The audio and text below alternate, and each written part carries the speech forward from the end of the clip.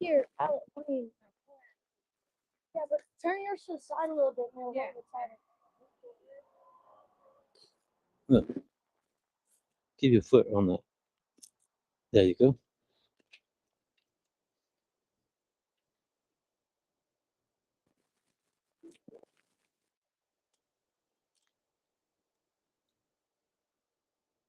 Huh?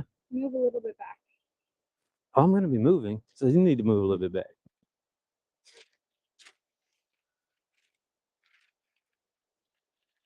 Ready? Good morning, everybody, and thank you for everybody who's joining us on the live stream this morning. You know, it's interesting to be so close to the execution chamber. We are literally a block away. We are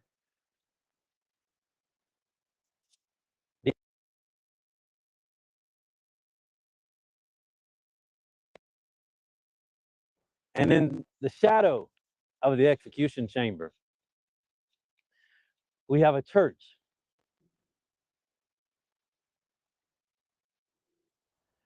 We have the First Baptist Church of Huntsville. The First Baptist Church of Huntsville has been here for decades, if not centuries. At least a century, in the shadow of the execution chamber. How many times do you think this church has reached out to anybody on death row? How many times do you think this church has prayed with any of these men before they're executed? How many times do you think this church has comforted the families of those who are executed? And for that matter, even the victims' families. This church exists in the very shadow of the execution chamber. The message of Jesus is to love your neighbor as you love yourself. How can you love your neighbor and be silent in the shadow of the execution chamber? How can you love your neighbor and sit silently by as the state continues to murder its citizens? In the Gospel of Matthew, chapter 25, Jesus speaks very clearly to moments such as these. Then the kingdom of heaven will be like this.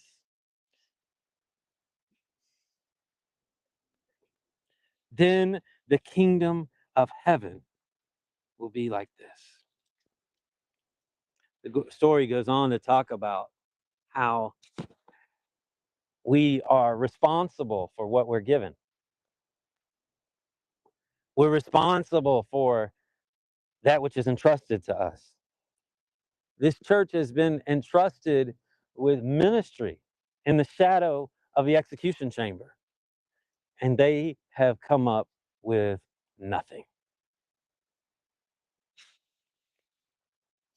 Nothing. Verse 31 of chapter 25. When the Son of Man comes in his glory and all the angels with him, then he will sit on the throne of his glory, and all the nations will be gathered before him. And he will separate people one from the other, as a shepherd separates sheep from the goats. And he will put the sheep on his right hand and the goats on his left hand. Then the king will say to those on the right, "Come, you that are blessed of my Father, inherit the kingdom that I've prepared for you. For I was hungry, and you gave me food. I was thirsty, and you gave me something to drink. I was a stranger, and you welcomed me. I was naked, and you gave me clothing. I was sick, and you took care of me. I was in prison, and you visited me. Then those who think that they are righteous, those who think that they have done the right thing, they will say, Lord, when was it that we saw you hungry and gave you food, or thirsty and gave you something to drink? When was it that we saw you a stranger and we welcomed you, or naked and gave you clothing? Or when was it that we saw you sick or in prison and visited you? And the king will answer them, truly I tell you, just as you did it to one of the least of these, you did it unto me. Then he will say to those on his left,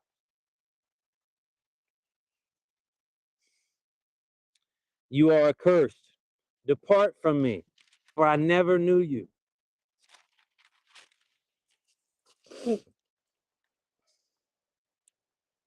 For I was hungry, and you didn't give me anything to eat. I was thirsty, and you didn't give me anything to drink. I was a stranger, and you didn't welcome me in. I was naked, and you didn't give me any clothes. I was sick, and you didn't visit me. I was in prison, and you didn't visit me. Then they will say, God, when is it that we saw you hungry or thirsty or a stranger or naked or sick or in prison and didn't take care of you? Then he will answer them, truly I tell you, what you have done to the least of these, what you have done here to those who are in prison, those who are waiting execution, what you have done to those you have done to God. What you've done to the least of these, you have done to me.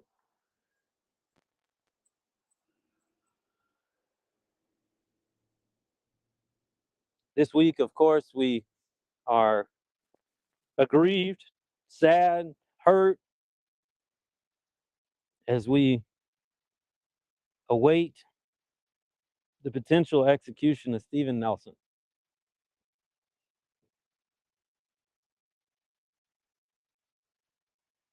Steven is my friend, somebody that I love very much. Noah's husband. He's been a friend to my son, Philip. And that's why we're here. Because we believe that this execution doesn't have to happen. We believe it's not necessary. And we believe that these folks here in Huntsville should be doing something about it. The church in the shadow of the execution chamber should be doing something about it. Our faith is predicated.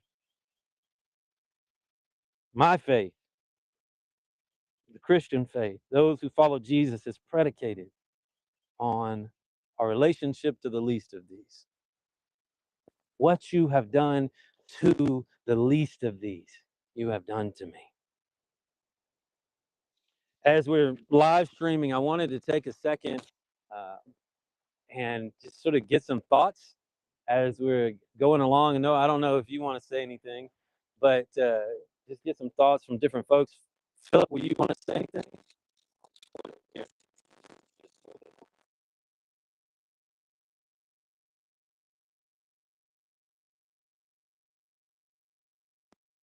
Other people. What has Steven meant to you? I don't know very much about him, but I think he's a good person. When you talk to him on the phone? Huh? When the times that you've gotten a chance to talk to him on the phone? Seem nice. Super nice. All right. I'm glad that Philip's here with us. Noah, you want to say anything? Okay. I didn't want to rush you. What it means to be here today. Oh. I mean, Hold on. I'm not gonna switch it on without crying. We have only a few days left, and being here today is still like keeping hope and just hopefully showing to the people that this doesn't need to happen. you won't need to see Stephen walking down the street. This is not about like being free or being dead. There is an in between that we're trying to reach. Executing Stephen, killing Stephen is not going to make you feel more safe, more happy, or anything like that. And that doesn't mean that you're ever going to have to see Stephen's face in real life if you don't want to. You're not going to have to worry about Stephen being next to the people you love or whatsoever. This is not about this. It's about like not killing someone. You don't need to kill. You don't need to execute. And this last few days have been horrible and very hard. I don't think someone who is not in my position will ever be able to understand.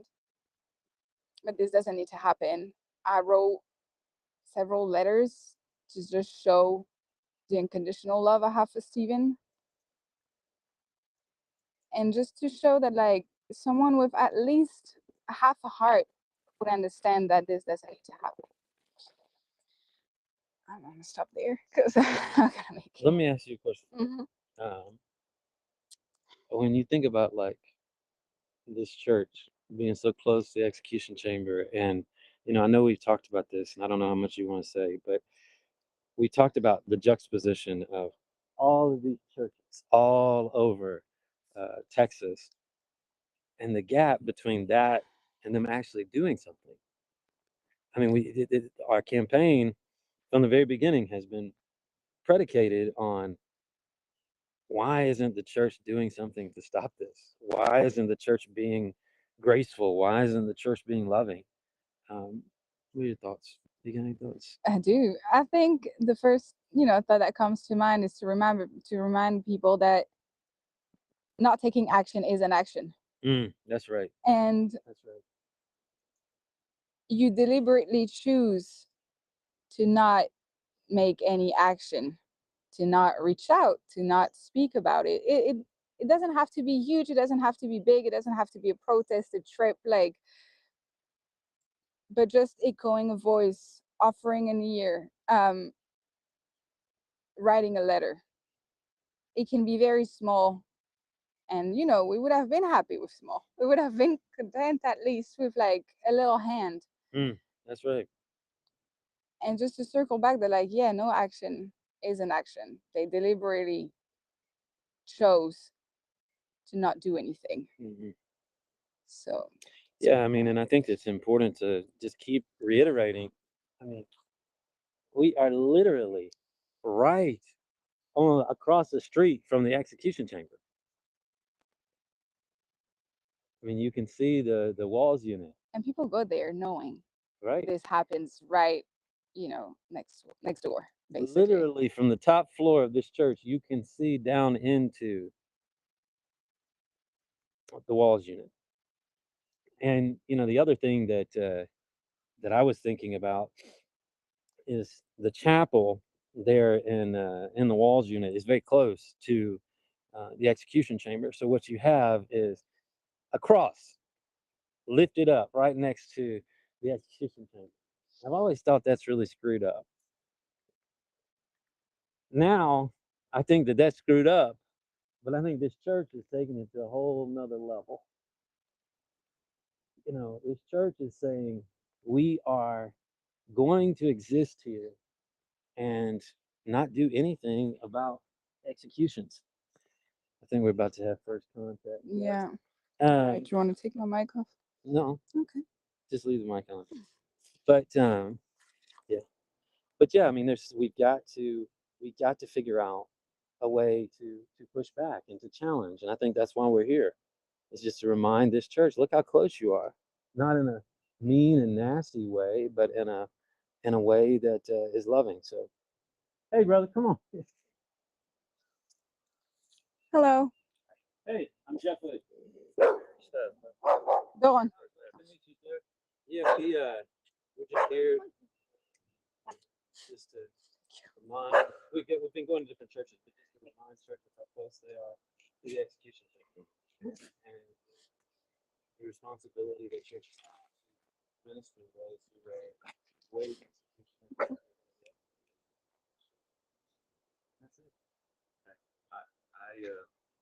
prison ministry for actually 2 years. So that's great. What is your name again? Barry. Barry. I'm Jeff. Yeah, I think The Army Crawl. Huh? juxtaposition is really cool.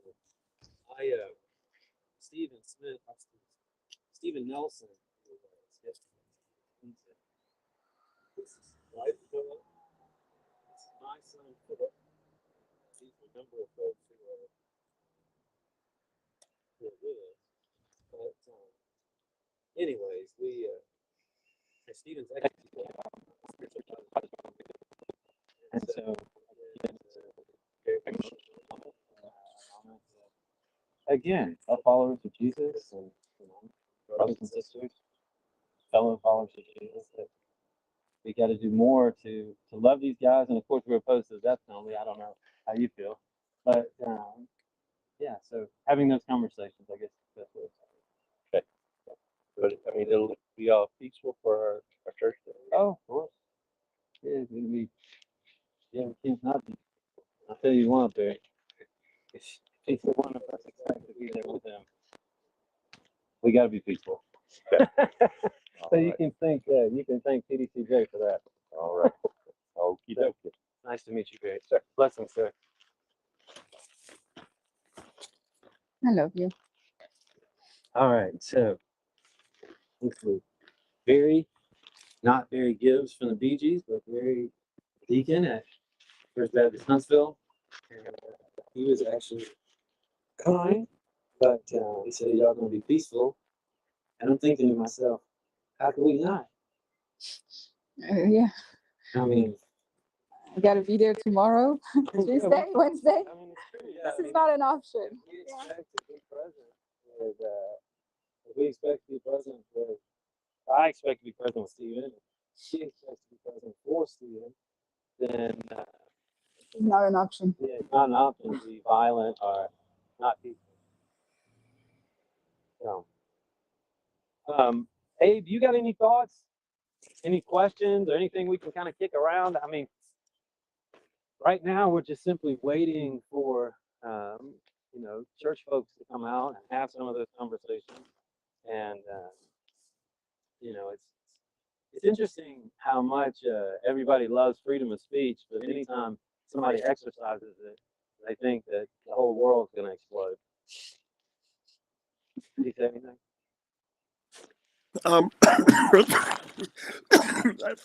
Excuse me, you got to put your microphone on your lapel. And I'm having a hard time talking right now given my illness, but I'm just proud that y'all are there. It's actually, this kind of action is necessary and a long time coming. And really it is exactly the sort of thing that we want to do. If we'd had the money, we'd have that message. Who would Jesus execute up on a billboard there permanently in Huntsville, and as well as every other town that has execution chambers going. So just glad y'all are there, and we're inviting people to go sign the petition, go to the StephenNelson.com page and sign the petition and donate and all that sort of thing, and support the work that you're doing on the ground there in Huntsville, Texas. Yeah, we're certainly trying, and there's a gap of time right now that we're sort of dealing with, that is this space between having some of these initial conversations and folks coming out of the church. I would imagine that it's kind of funny. We're sitting here looking, and as I'm speaking, I keep seeing these little heads pop out from behind the columns of the church, and it's it's crazy to be in a city that probably has more guns per capita than most shooting ranges have per capita, and they're scared of us. I mean, I think that's certainly the message of Jesus, but it's also a wider message that's contained in many faiths, that ultimately the love is powerful, nonviolence is powerful, messages are powerful, and I think that's I think that this message right here, so close to the chamber, who would Jesus execute, is powerful. Very powerful. And I want to tell everybody on the live stream that most of the time when I need to use my Bible, I use my phone or my computer. But when I come to the evangelical church, I bring my big Bible. Because I know that when I bring my big Bible, there's an automatic assumption that you can't come and just talk a bunch of shit and expect that to fly. Abe, do you want to, should we wait and restart the live stream in just a little bit, or what do you want to do, Allie? Can you hear me? Yes, we can. Can you, Jeff, can you tell us about we couldn't hear very much of your conversation with the man that came out. Can you share who that was and what that conversation entailed? So interestingly enough, he is, his name was Barry. I think he said Barry Gibbs, but again, that might have messed me up. I might be thinking about the Bee Gees. But, yeah, he said that he was a retired chaplain for TDCJ and a deacon at the church. And he just asked what we were doing here. And I told him that, we're here to remind the church and remind their members that they exist in the shadow of the execution chamber. And also that, to, spread that, just spread that wider message. And I think that I don't think he necessarily, probably understood, but at the same time, it's looking like we got some movement coming out. But at the same time, I think that there wasn't a whole lot he could say. I mean, we're follow religion, and we follow Jesus, and then the nature of Jesus is about outreach and about engaging people. And so, I mean, what is there to say? But I just think that, yeah. And then I told him, he asked if we were going to be peaceful. And the part of that made me laugh is I was able to say that me and Noah, I told him about Stephen and that his date was Wednesday. And I told him that we had to be peaceful because if we weren't peaceful, then they weren't going to let us be a part of being there for Stephen. And then I said, so truthfully, you can thank TDCJ for our peace. And he thought that shit was really funny. So that's the way it went. So we got folks exiting the church. Al, you want to just turn the camera, and we'll wait for more engagement. Anything else you're thinking, Abe? Any other questions? Well, you're clearly not trying to interdict people or in any way get in people's faces. So that's no, by no stretch of the imagination. And look at these old birds coming out. Get them. You got to get them. And we are. Can you give me the remote? I'll make sure this doesn't happen. So there you can see, straight across, if you look down the street, that's there, the side street there, that pointed building there is the front of the Texas Department of Criminal Justice, I think, and where the execution chamber is.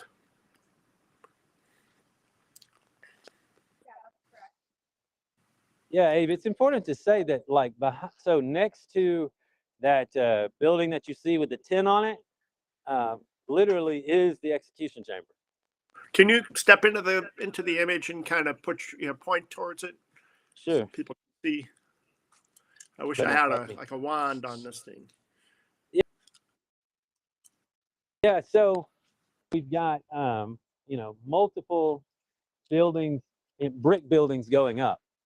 Then you've got this building that's got some tin on it, and over there you've got the execution chamber. a lady was kind enough to ask me if she could come by. But over here where the execution chamber is, is very close to the chapel as well. So that's one of the things that I've always found to be absolutely insane is that the death penalty is really baptized as a theological thing, as a spiritual thing, and so it's important to, on a consistent basis, that the evangelical theology, and I could speak for a long time about that, but I want to say that when you tell people that blood is required for the forgiveness of sins, I mean, most evangelicals teach that Jesus had to be crucified because his blood was an atonement for the sins of the world.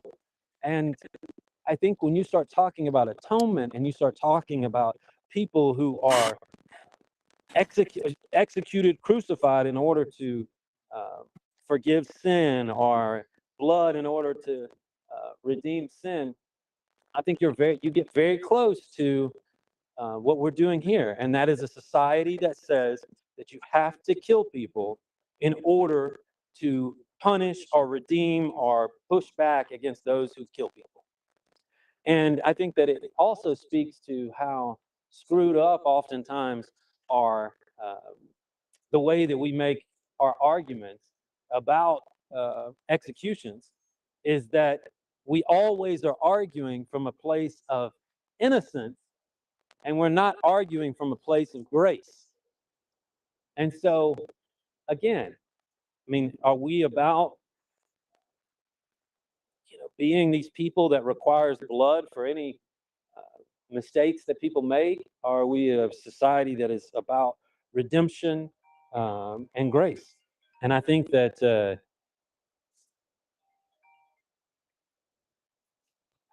there is a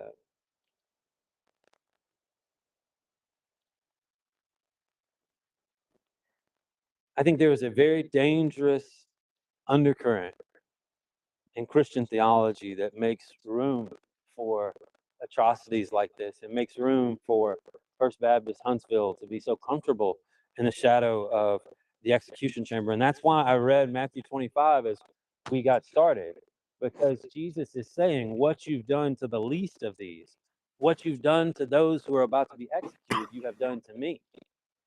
And Hey, Jeff? yeah, I'm preaching. Now we've got a couple, like 3 or 4 dozen people are watching right now. Right. Can you kind of reintroduce what's going on? Sure. Where you are, why you're there, etc.? Sure. We are at the First Baptist Church of Huntsville, Texas. First Baptist Huntsville exists right at the right across the street from the execution chamber. And so by existing right across the street from the execution chamber, these folks have a particular responsibility to speak out against executions, and in particular, the scheduled execution of Stephen Nelson on Wednesday. Even more than that, we're talking about at a bare minimum, they have a responsibility to at least minister to and engage and love and work with guys who are facing execution in their families. I mean, it really sort of blows my mind that these folks are more scared of us standing here with a sign than they are of being so deficient in their spiritual and theological understandings that they would exist right across the street from the execution chamber and not do anything to engage those who are being executed, and even more than that, engage the state of Texas in stopping executions. They know the consequences, they see it. And so as they see the consequences, they should have to, it's our faith. And I realize that we've got people of a lot of different faiths here, but it's our faith that I think is at stake. And go ahead.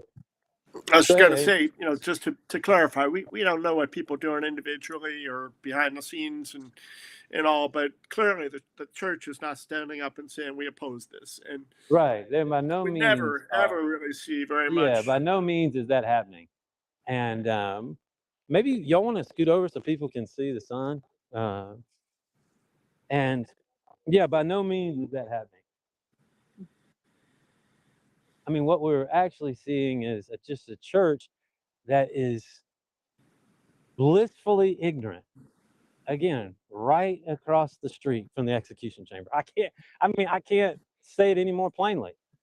And these folks are coming out of their church just bewildered that we're out here. Al, you go ahead and get a pan of everybody. Hey, Noah, will you move that way? That's perfect. How you doing, brother? But yeah, I mean, we're in this juxtaposition, and you have these folks that are doing everything they can to ignore us, which I guess is better than them, knocking our asses out. But it's just, it's fascinating. It's absolutely fascinating. And it's clear that they've told their parishioners to come out this side door because they're flowing out of this side door in a way that is, is atypical, I guess is the best way of saying it.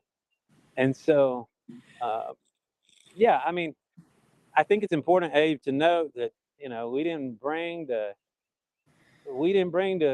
bullhorn out. We didn't bring we didn't bring anything like that. We just simply, are here as a witness. And, I'm I impressed think that's the most important thing to do. I'm impressed that they haven't called the police like they did What's he saying? when you're up in Arlington. Abe said he's impressed that they haven't called the police. Oh, I don't think they're all just standing around looking at us. I mean, there's definitely a lot more of them than there are us. I mean, Right, but if they in Arlington, they called the police. In Arlington, they did call the police, but you got to think here. I mean, hell, it wouldn't surprise me if the executioner himself went to this church. But I think it's just important to continue speaking out, and it feels like the more that like people just sort of walk by and don't engage, the more it sort of reminds me of like folks just don't. They obviously don't care. And so we'll see who the next person to come across the street and engage is. But I think that, I've got my microphone on. So whatever those interactions look like, we'll have those conversations. But I'm looking at 1, 2, I'm able to see 3 people with guns coming out of church. So I don't think they're worried about the police. They'll call the police after they shoot us. Openly carrying? Yeah, absolutely. And they believe that sword was given to them by God. And, and of course, they're all looking at us like, what are y'all doing here? Y'all are messing up our worship and all this kind of stuff. And it's just, anyways. Allie, turn the camera and let them see all these folks walking out.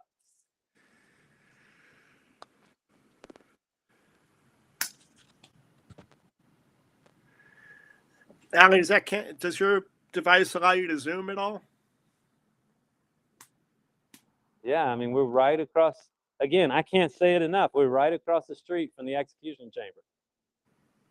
This church exists right across the street. I don't have the energy to start. Should I start yelling? I don't know that I have the energy for that. I don't know. I mean, I don't know that it would help, but I do know that they're having to think about it. Like a conversation that might seem like somebody wants to know more about this after they talk about it. That will I think that will be seen as a threat. So, but yeah, Abe, I was just going to say, we're seeing like their deacons are lined up in different places. We're seeing, obviously this is a dying church because everybody that's walking out looks like they're close. Oh, you got a B next to you. Yeah. And so, Abe, I was going to say that, there are a lot of times where I feel like I feel the need to like scream and yell. I mean, you know that about me. But in this moment, it feels like they're all having to drive by this sign, and it feels like we're doing everything we need to do. So that's why we have signs. What is he saying? That's why we have signs. Yeah. Allie? As long as you're not in the So, way, I mean, as long as you're not in the way of people seeing the sign.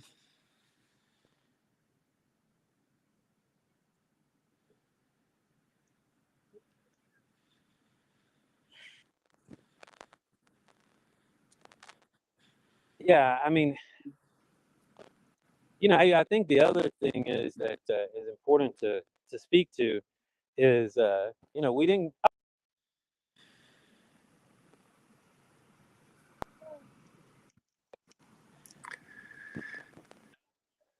The phone just got knocked over. But, Abe, I was just going to say, I mean, we're not out here, destroying their church or interrupting their worship service. We're just simply offering them a very brief interruption of on their way home, a sign. And so, I think that that's important. And I think we should do this again. I am not going to lie. There is a part of me that's yearning for my bullhorn right now, but I decided that was probably not the best this morning. What do you think, Abe? I think what you're doing is just fine. I think that I agree with you. There needs to be more of this sort of thing. What? Yeah, and I think the funny thing is that you can kind of see like some satisfaction, like we're not doing anything, we're not engaging them, we're keeping them quiet. It makes me think that guy Barry who came up earlier, which I guess I shouldn't talk too loud. He's right across the street, but that guy that came up earlier, he sort of said, in not too few words, that they have let every. Perfect. So, you hear that? Just sounded like a car revving. What was that? That is, I believe, the midday count at the prison. Oh, okay. Yeah, so that I think it just sort of speaks to. I mean, again, how close we are. Probably at the prison. So, Abe, I think we can go ahead and wrap it up for now, because it looks like a lot of these folks have cleared out. Unless you want to keep going.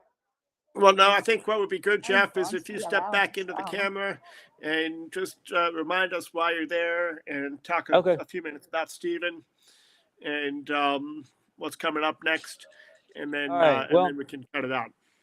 Yeah, I mean, it's like I said. All right, let's see that whole banner.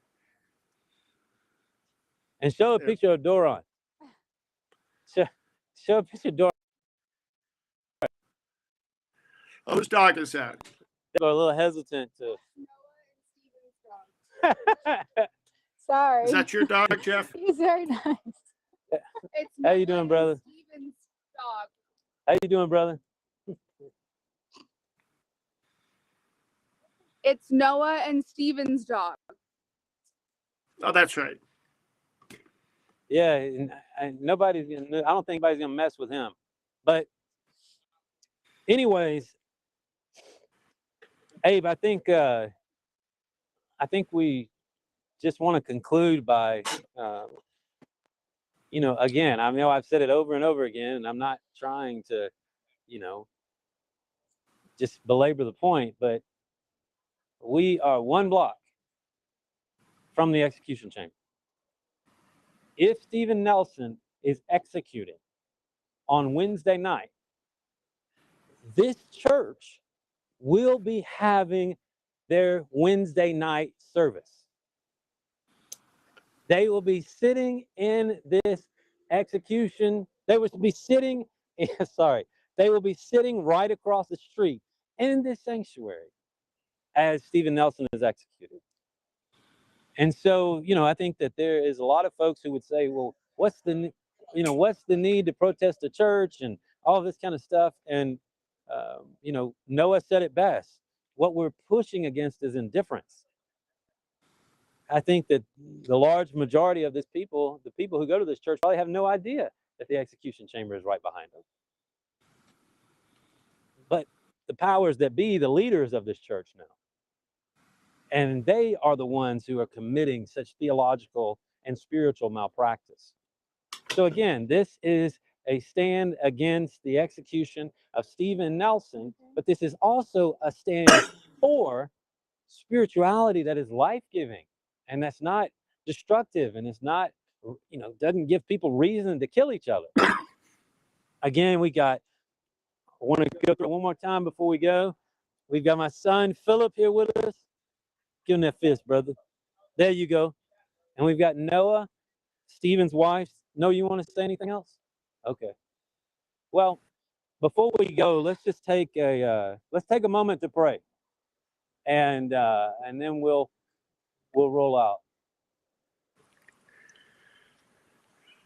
In the name of the Father, the Son, and the Holy Spirit.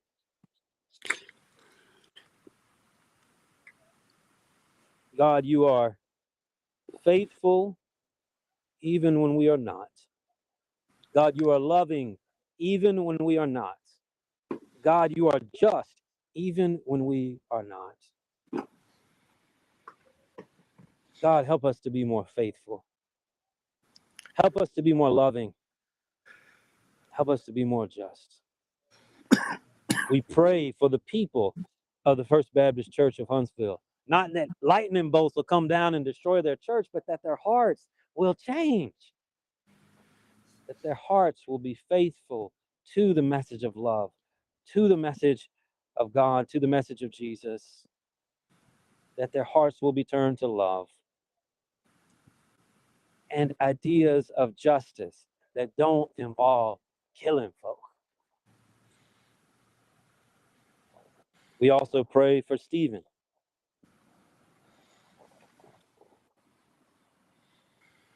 My friend.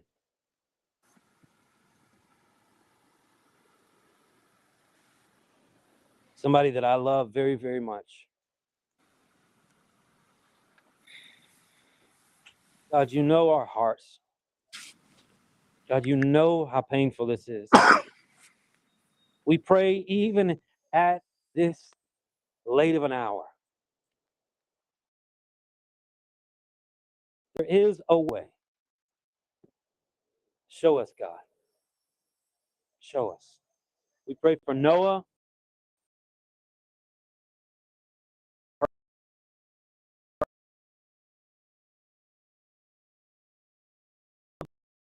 These things in the name of the God himself, love. Amen. Abe, thank y'all so much, and thank you for everybody that joined us. Here in just a second, we're going to go over to right across the street from the Huntsville unit, and I'm going to do a brief moment of the Holy Eucharist, and then we will. Then we're going to start heading different directions. We've got a small conversation that's going to be taking place in Houston tonight. Next week, we have tomorrow. We're going to be doing I'm going to be meeting with TDCJ in the morning, but we're going to have a Eucharist at noon. Then tomorrow night, we're going to have an event in Bryan College Station. Then after that, on Tuesday, we're going to be doing a press conference on at Central Presbyterian Church in Austin. We're going to have a number of pastors that come together in a really powerful moment. If you know anything about this case, you will know why this is such a powerful moment. And then we're going to march to the Capitol. We're going to have another moment there in front of the governor's ceremonial office. And then we're going to come back and we're going to fight. I mean, we're going to share the message. We're going to fight. Not just do we want to stop the execution, but we want people to know that Steven Nelson is so much more than the worst thing that he ever did. Yeah. He's a husband. He's a friend. He's a dog owner. And so we keep the fight. And Abe, I'll tell you this, and I'll sign off. Something I've realized in recent days is that